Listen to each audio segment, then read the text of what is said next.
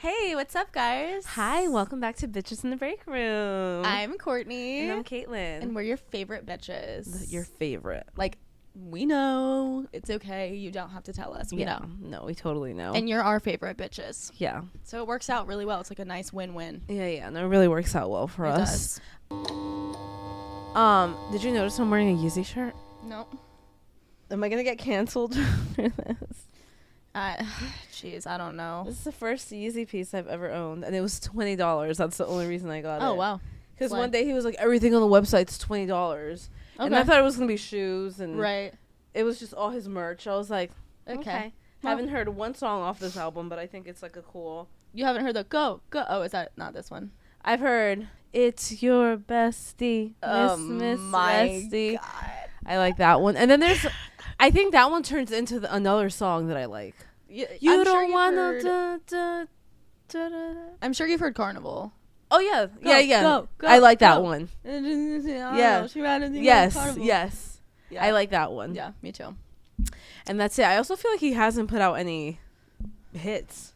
Yeah. Like, that one's good, but it's not on the radio. Well, that's his whole branding, though, is like. He's changed. Like, yeah, I mean, he's more into, like, creating something different. I think that's more his. But, I mean, for what it's worth, I think Beyonce also did that with Renaissance, and that has full circle come around. Like, everyone's listening to Renaissance. Oh, I feel like that flopped.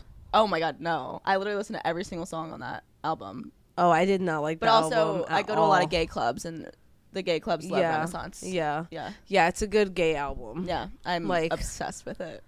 Oh, I didn't like it at all. I just didn't. I love Lemonade. Yeah. For me is like her best album. Yeah. Renaissance I wasn't into. I'm curious to hear this country album. I bet it'll be good.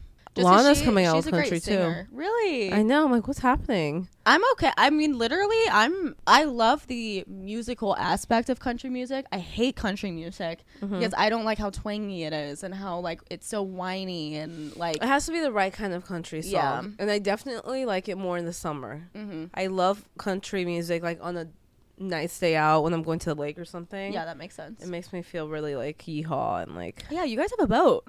No, we sold it. Oh, really? Literally 2 days ago we sold it. Wow. Yeah. Wild. It was a piece of shit. I mean, yeah.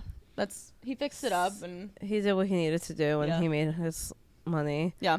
Valid. And next time we were like, if we get a boat, it's going to be like a fuck you boat. Okay. Which won't be for a long time. Yeah, so, totally. That'll be great though. Yeah, I can't wait to have a boat again. But for now, I'll just mooch off of people. Yeah. It's so much better to mooch off of someone with a boat than to have your own boat. Absolutely. It is so much work. It's like, maybe I can pitch in for gas. That's fine. Yeah. But, like, the maintenance aspect of it. I know. It's too much. Way too much. Yeah. And then, like, whoever's driving cannot drink because Casey's, like, it's so stressful because you have to look out not only, like, where you're going, but, like, for people in the water. Absolutely. Which is sketch. Yeah, absolutely. So, God, I can't wait for summer. Me too. Oh my God, I have nothing planned, but I just cannot wait for like lake days and like I don't know. I haven't been to a pool in years. Have you? Yeah. Last year my apartment complex had a pool, so okay. But I didn't really get in much. Yeah. But like it was nice to sit by a pool. Yeah. And like read. But I mean I have a couple of things planned and I'm excited. Really? Yeah, I mean Paige's wedding. Oh, that's gonna be so fun. I cannot wait to get out of this country. It's gonna be so beautiful there. I cannot wait. Yeah. And then Maine in July, staying at the lake. Do they have lakes? Oh, they have lakes there? Okay. Yeah. Okay, that'll be fun. Yeah, I'm really excited. Wow. Okay, I need to plan something so next time I can tell you. Yes. Because I have nothing planned. Yeah, per usual. Something. Yeah, I'll plan a little something. Little something. Just to get away. Yeah. What else was I going to say? Oh, before we get into like what we're going to talk about, have you heard of the Nickelodeon stuff going on? Yeah, it's funny you say that. I literally just got a Max subscription last night so that I can watch it. But I didn't watch it last night because I was also like, I mean, that's going to be a lot to take in. Oh, it's not on Netflix? No. It's Hulu with a premium subscription. I have a pretty standard Hulu subscription. And then Max. And HBO? Yeah. Isn't that Prime? I don't know. You should check. Do you have Prime? Oh, okay, never mind. I feel like HBO and Prime, they merge a lot. Okay. Okay, so you haven't watched. Yeah, I haven't watched it, but I've been filled in on it, and I've been seeing like clips. Yeah. Are you filled in on it? Like, I do you mean, know what you're about to watch? Yes. Yeah, I have the idea. I think it's just gonna be like a lot. Well, okay. Well, I will say, so it's like Drake Bell, Yeah. right? He's the one like doing it. So there's one thing, and again, I haven't watched it, but like he did talk about like stories about him. There's this Dan guy and some other guy, but the Dan guy I think like would give him like massages, and then like he slept over his house and like he woke up with that Dan guy in the bed with him or something weird. And then, but I don't think the Dan guy got any jail time, or if he did, it was like not like it was like maybe 15 months. It was Brian who went to jail. Oh, but it was way after. Brian Peck. Okay, so there's two, but Dan is the one who was like doing stuff too.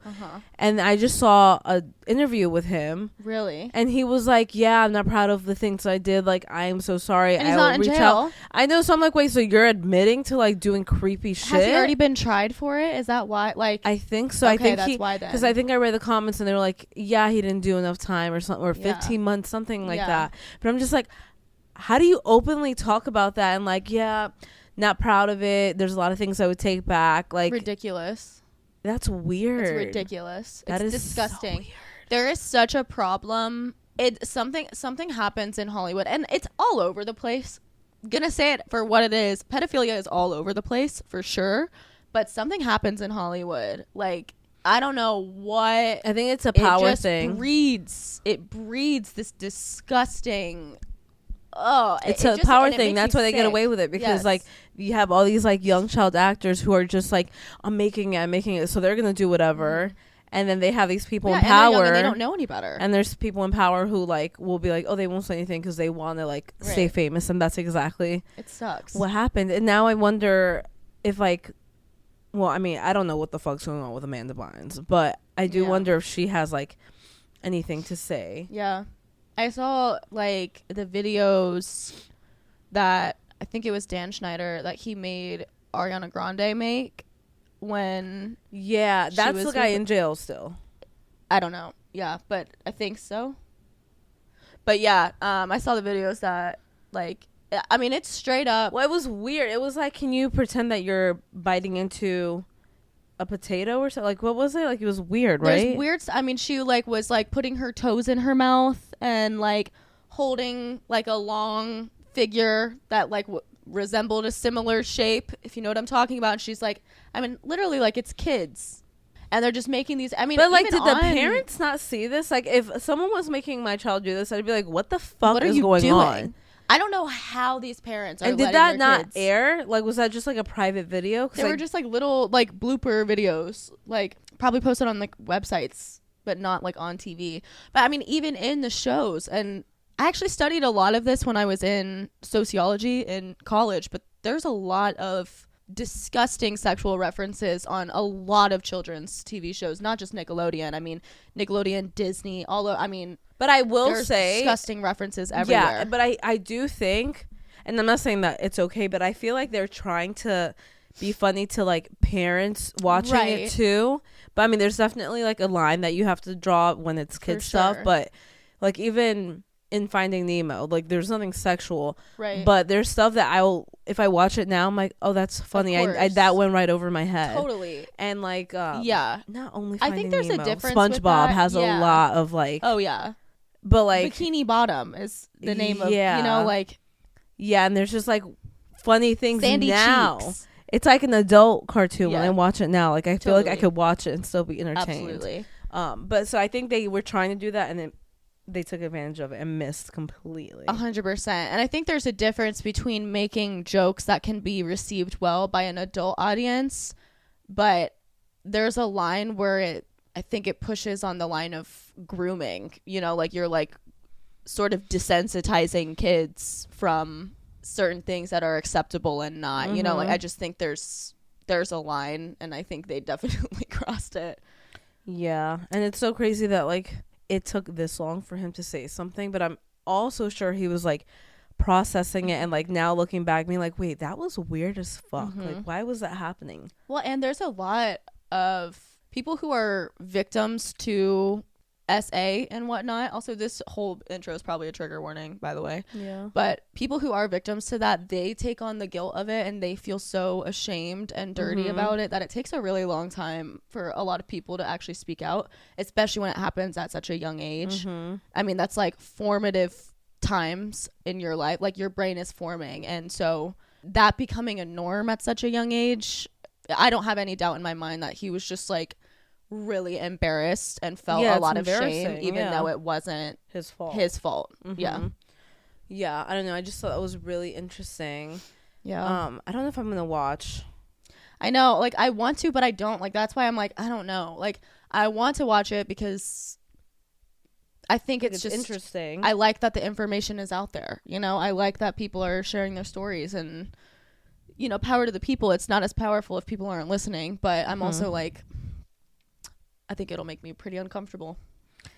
I don't know, I thought it was just interesting. And then I didn't see that Ariana Grande stuff. I saw other ones. But side note, my God, her voice was so annoying. Oh yeah. Oh my God. Yeah, but she wasn't even wasn't even. There's just like her voice. Oh my God, that was totally painful. Yeah. So glad her voice has changed. Also, have you listened to her new album? Ish. I like listened to the first. Please tell me you've listened to We Can't Be Friends. Did you watch the music video? No. Oh my God. You have to watch it. Okay. It will make you cry. Okay. Well, maybe I won't then. No, you have to watch it. Oh. It's like a cry that may be necessary. For people who aren't watching and you're only listening, Caitlyn is currently holding a gun up to my head and telling me Fuck up. I don't feel If safe anyone here. has seen the music video, you know like why I'm saying it. Okay. It's just such a good. Oh God. I'll do it. And then listen to That Boy Is Mine. Okay. You'll like that too. Okay, cool. Okay. Bet. But You know, sorry, before we get into I just keep having side conversations. that's okay. I was driving here. Actually, no, when I was driving back from Virginia, like for the Batch weekend, I noticed I am such a celebrity whore. You are. Like, all the music I was playing was all the most mainstream shit ever. Yeah. We were listening to Billie Eilish the whole time. Yeah. Nicki Minaj, Ariana Grande, and I was like, in the car, and Well, and they're like the ones that are hits. You know, it's not even like I know, it's so bad. the ones that no one knows about. Like, it's like I have a problem. mainstream. I know. Yeah. I know. I would thrive living in LA. Totally. I would be chasing down these 100%. celebrities. I would probably be a paparazzi person. Yeah. Took a quick little lunch break. Yeah, so we just ate and I'm so full now and hoping that sits well. Totally. You know? Are Never you know full? with burgers. Did you like it? Yeah. Okay. It was delicious. Yeah, it was good. Holy shit, I'm full. Happy wife, happy life. But enough chitter chatter. Enough of that. Enough of that. I want to talk about salon life and kind of talk about the good and the bad of working in a salon environment, and then just things along those lines. Because I feel like whoa. There you go again. Whoa. Oh my God. I feel like everyone has like just a different experience and like different outlook on it, and I think it'd be cool to share. My favorite thing about working in a salon environment is it definitely keeps me inspired in a lot of ways, you know, like seeing what the other girls are doing, seeing work at the front desk. Like when I'm like walking by and someone's checking out, I'm like, damn, like, you know, just like the hype of the community. And like, I love when I finish my clients and someone walks by and is like, oh my God, I'm obsessed. Like, that looks amazing. Like, just that, like, I love that part of the environment. Like, just the support on all ends. It's amazing. Yeah, I like, well, you know, I have a big ass list because I own a salon. But I also have a nice little list for like the bad side of it too, or like the not so fun part.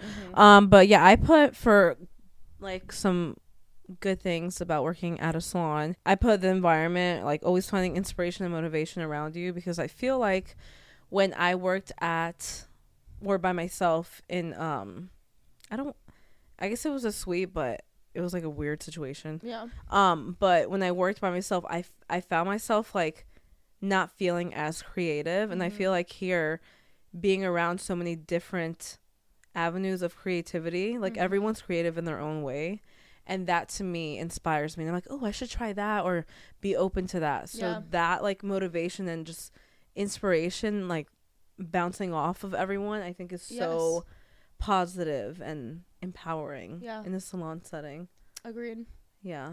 I also like it because obviously I am I'm a little bit slower, and I will say working in the salon environment, it's nice that like I always know Paige and I are going to finish around the same time. Like I know we're kind of on the same schedule. Mm-hmm. So it's like I have the morale boost of watching everyone else sort of like finishing faster than me, but then I'm also like I have the peace of like, oh, well, like Paige and I will be done around the same time. We're like we're both on it, you know. Mm-hmm. Like I think it's just I think if I was by myself, I think I would take a lot longer. Yeah. Or feel worse about taking longer. Okay. So like you have like a little buddy that you know is always like slow with you kind of thing. Yeah.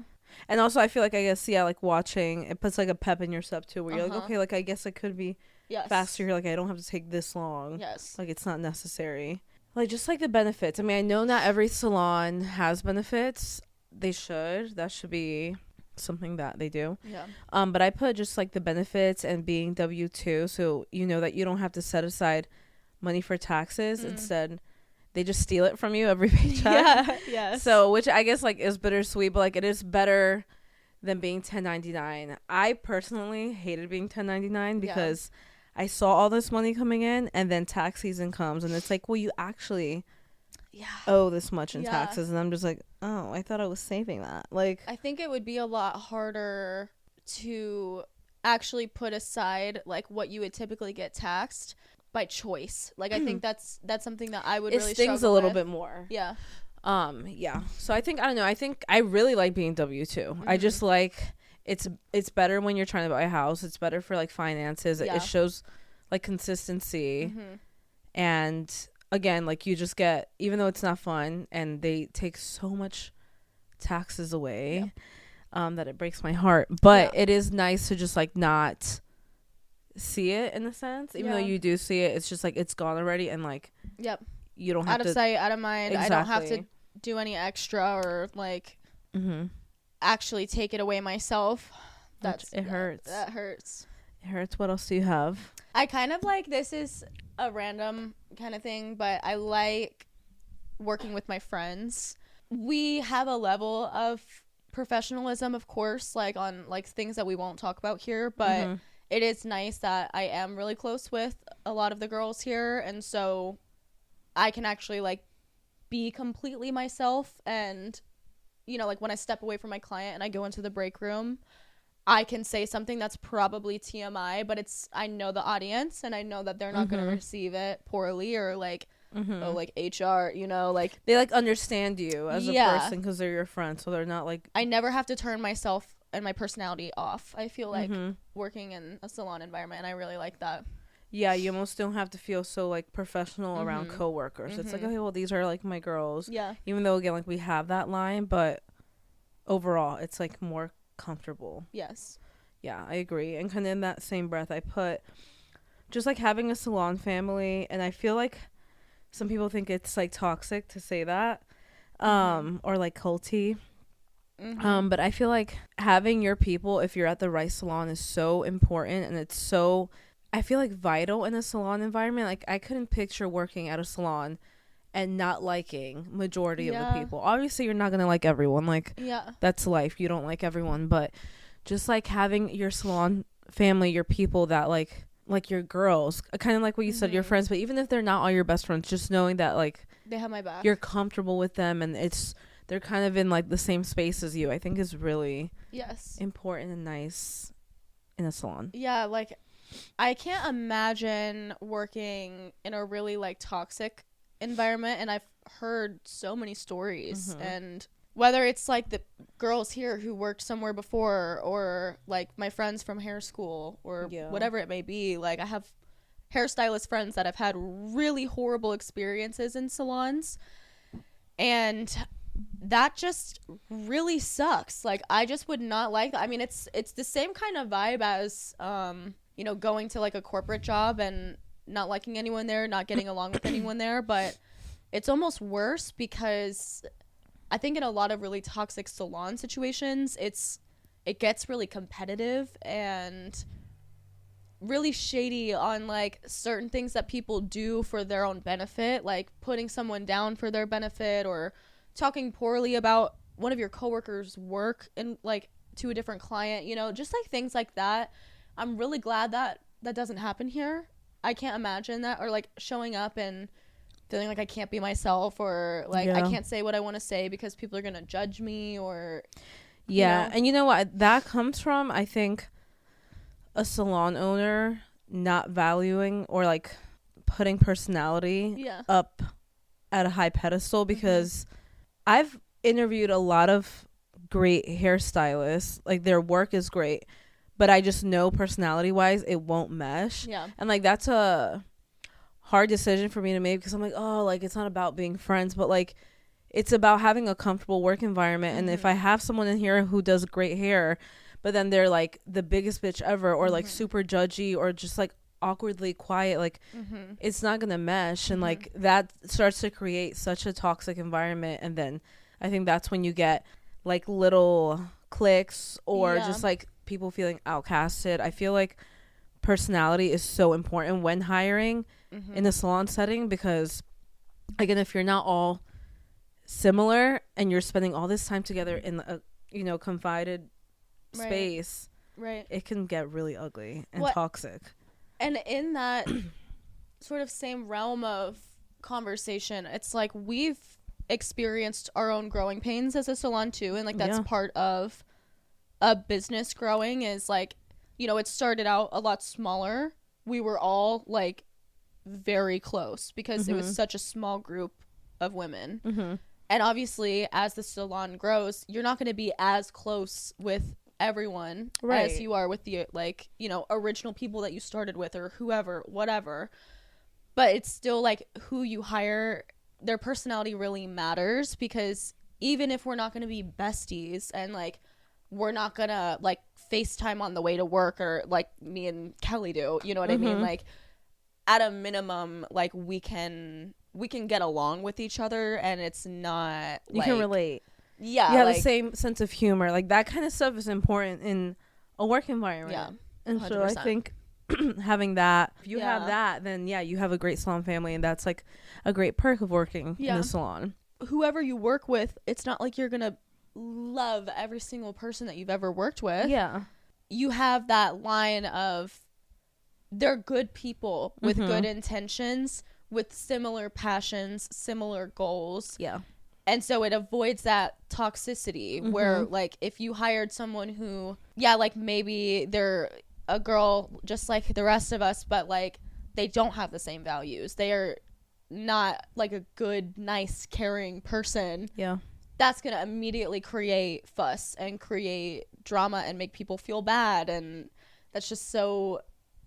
It doesn't matter how great you are as a stylist. You have to be a team player when you're working in a salon. So having personalities that mesh is important. So I think that is like a perk of working in a salon, if you have that. Obviously, like if you don't have that, that's not a perk. But I also put I mean, I can't relate to this, but I think a nice thing about working in a salon, more so commission, but I think it's nice that you don't have to worry about work. I was just outside of work. Like that, I think because I don't have that, and I'm not like to be like, oh, poor me, like whatever. I know what I signed up for doing this, but I think not having that, I see the value in having that so 100%. Much, and it is so like it's such a beautiful thing to be able to be at work, and then when you're not, you're just literally not. Absolutely. And you're like, you can enjoy an entirely different aspect of your life. Absolutely. So I think that's really healthy and great about working at a commission salon. I love it. Like, I mean, I'm sure I've talked about this on the podcast before, but I remember when I was in hair school, you know, like people were like, you're not going to want to work in a commission salon. You're going to want to work for yourself. And there's a lot of people that do want to work for themselves, because obviously there's benefits to like creating your own schedule and choosing your clients and things like that, of course. But like, that's not important enough for me to make up for like the benefit of being able to show up, do my client's hair. I also have the benefit of, if a client doesn't like it, I have someone who can, it's not like, my problem. help take the fall. Yeah, you know, yeah. like, it's not like, I know that I'm protected. I know that my reputation can be protected. I know that if something goes wrong in the chair, I have an entire support system. I don't have to worry about, okay, I used this toner that, like, or I need a specific toner for this client that, like, is not super popular. We don't have it. Like, no, like, we have just about every single shade of Shades EQ in the back.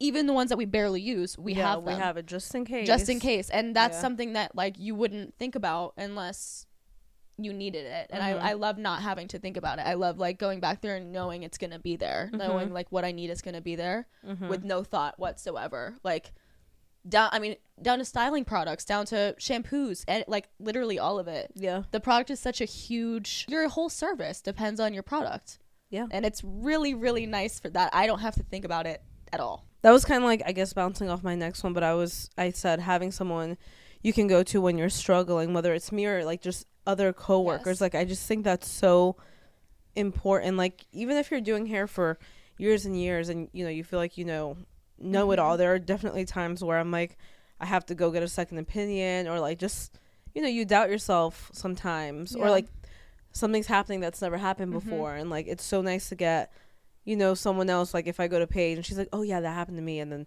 this is what I did. So I think it's just nice. Again, I guess it goes hand in hand with, like, a salon family, but just like having people to go to when you are struggling or feeling burnt out, like, knowing that you're not alone in that. And you know, other people are like, oh yeah, I've been there. Like, you're not, you know. And, like, in situations where you're telling a client something and it seems like they're just not really listening to you. Yeah. You know, like, if you're telling them, like, this is why it has to be darker today, or this is why whatever, but it seems like they're not really getting it, or they don't really care what you're saying. Having a salon environment where I can go and grab, like, Rach, if you're not here, like, and be like, can you just come over and, like, open a foil and, like, basically reiterate what I'm saying, so that this person, like, hears what I'm saying and realizes that I'm not just saying it for fun. Right. Like, just having, like, other opinions. It also helps give the client reassurance, like, whether they're trying to be disrespectful or what, like, it gives them the reassurance of, like, okay, this is numerous opinions now saying the same thing. So it's like, okay, I'm not being gaslit, like, we're good. Yeah I do like that. And I also, like, I feel like in a salon setting you actually like, I feel like you can walk away from doing hair and, like, decompress. I feel like when I had my studio, I could never get away because it was just, you're, like, that room. So I was like, oh, like, I would walk away and, like, get on my phone for a second, but, like, that, I never felt like I got, like, a moment to just, like, disconnect. And I think that's, I can't imagine not having a break room. I know. And bitches in the break room, you know. But and I know there's, like, some suites that, like, have break rooms, right? But it's just something about, like, still being in the salon setting but, like, stepping away. I don't know how to explain it, but that, to me, I love that in too. The salon setting. I mean, hell, we have couches back there. We can, like, literally, I mean, when someone has a headache, we'll straight up just turn the lights off in the break room, take a little snooze. Let me rest my eyes for a sec, my head hurts. Like, you can't really do that, I feel like, in a suite setting without, like, going to your car, and then it's like your client could see through the window, like, why is she walking out in the parking lot right now? Right. You know? Yeah. So I don't know. I mean, I could go on forever about the good in salons. I just think there's a lot of great benefits if it's, like, if it's the right environment and the right group of people. And the right owner and all that. Like, I think there's a lot of good that come out of it and a lot of freedom. And I think freedom and commission salon doesn't go together a lot of the times. Like, I think that's why people don't. But I think if you have an environment that is healthy, like, you can have all of that. 1,000%. You know? Yeah, I agree. But that's not to go without saying or acknowledging, like, there are, you know, bad things about working in a salon. Like, that's just obviously, like, it's not perfect. I think one of the bad things for me is just, like, yes, working with a group of girls, like, is empowering, and for all the reasons that we just said, like, it's a good support system, but sometimes it can be exhausting. especially when you just want to be off one day. Like, you can be on with your clients, but like when you go to the back, there are days where I'm just like, I don't want to talk, and I don't want people to think anything's wrong. It's just like, I don't feel like talking today. And so I think that can be a little tougher when you're working in a salon environment. I will say that frustrates me a lot. I mean, truthfully, because, you know, I'm a very bubbly, outgoing person, but I'm not 100% of the time. But like, more often than not, I am. And I get pretty frustrated when I'm, you know, in the break room, clearly on my phone, looking down, not engaging. People are talking around me. That's fine. But I'm not engaging at all. And it feels like I'm being like pulled into conversations over and over again. That can be super annoying. That frustrates me. And also when people are like, what's wrong? What's wrong? You know, like, I do that you do that to me, and Sierra does that to me, and Kelly does that to me. Anytime I'm just not super chatty. And it's not the end of the world, but like, I don't push it's like anymore. Obviously, yes. Yeah, I'll ask one time and I'm like, okay, I'm gonna fuck off. But like, when also, like, y'all know I'm an oversharer like hell. Like, I overshare like it is my job to overshare. So if something is wrong, obviously you guys are gonna know about it. If I'm not talking, I'm just not talking. I'm not in the mood. Yeah. That can be so frustrating. That can be annoying a little bit. Yes. I think not even in the break room, at the bowls. You know, like, yes, we're all friends and we all like to talk to each other, and there's days where we're all in really good moods, right? And we all want to chit chat and joke around with each other. Everyone's laughing, good times. But there's days where like I've had it. I'm just not in the mood. I don't want to, and it's like, why is everyone talking to me at the bowl? Why is everyone talking to me at my station? You're like, why is like, don't talk to me. I know. Leave me and my client alone. Yeah. You know? Yeah. Yeah. So yeah, that would be like a bad side or whatever. Yeah. Another one that I put, which I don't think most people give a shit about this, but I put not being able to decorate the way you want. I don't know. Yeah. I think that maybe like for someone who like really cares about interior decorating, or maybe works at a salon that's not cute. Right. Maybe. But it's like cute in here. Yeah. It's like I don't have no notes. I have no notes. Like, I like. Okay. And like, I got pretty lucky. I mean, for now, I know you're gonna change it, but like, my countertop is like different than Courtney the rest. has. Yeah. Did you hear that? That was my foot. Oh, that scared me. Sorry. I was like, who's in here? Yeah, Courtney has a very glittery countertop. That was an error, and I just found out. So that's like, I love it though. Different for her. It's like mine. I have. And she has the biggest station in the entire salon. Like, literally. Yes. And it's perfect because the little like neon sign is right behind me. It is like a really cute setup. Here. Yeah. Like, it's perfect. Like, my clients, I love when they take their little mirror selfies at my station because it's like so aesthetically pleasing. She's in the center of the salon, but wonderful. Like in her own little space. I love it. You do have a good station. I have a great station. I like my station too because I'm hiding. Well, yeah, and you're like right by a window, and you're behind a wall. Like, it's nice. I do that on purpose. I think put you that and wall Paige there on have purpose. the best spots. I think so. Yeah. Sierra has the second biggest station. Yes. But her spot, like, you see right away. Yeah. And then another downside of working in the salon, I put having to be careful with what you say because there's more than just your client around listening. It just, I guess it's more so like if you work in the open floor salon. Right. You just have to be careful because you never know, like, if you guys are talking about something a little more private or serious, or like even like sharing your opinions on something that might be controversial.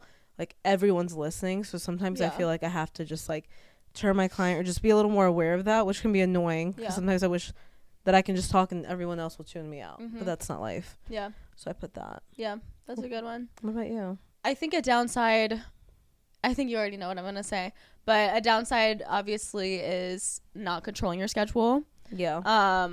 But it's also a great thing. It's like bittersweet. Yeah, it is.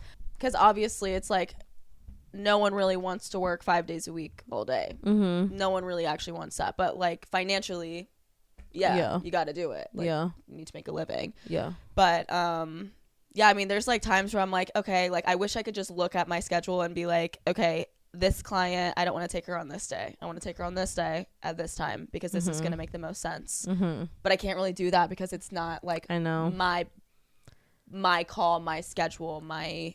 And that even my clients, I mean, some of them aren't even my clients, and I'm like, why can't I just move them? Yeah. You know? Yeah. Like those kinds of situations. Yeah, I get that. I think once you, sorry, not me like fucking defending it now. I'm like, wait, what? No, but I'm just saying, I do think once you start like getting just your repeats and Margot knowing, like, it does work out better. Like, she knows, but in the beginning, I definitely get that. Yes. I definitely, and especially like, when you're getting random new clients and you're just like, who is this? Like taking on. I got really lucky on Saturday because her hair was like really easy, but I had a 2 p.m. full foil because I had like a crazy long service in the morning. Yeah. So I had a 2 p.m. full foil and cut, and I was like, are you fucking serious? It's a Saturday. Like, it's a Saturday. Yeah. But we busted through. It was good. We cut a lot of hair off, so it was fine. What else is bad? What else is bad? This is really fun for Court to be just like saying this right next to me, just talking to my boss about what's all the things she hates about this. It's good feedback. I like it. I'm here for it. Yeah, my boss. I think having a really annoying boss like that'll do. A boss who thinks that you're friends, like no.